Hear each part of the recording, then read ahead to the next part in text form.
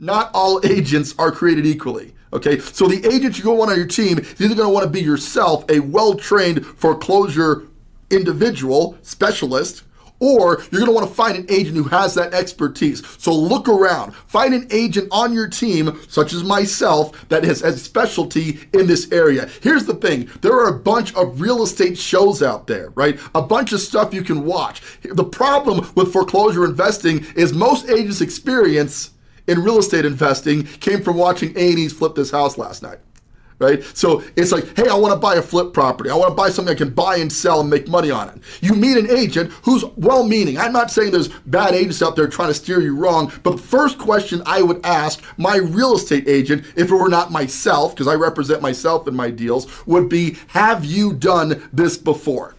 Have you invested in real estate before? If the answer is no, but I'm a big fan of Ban Merrill, I would ask that you maybe go find a different agent.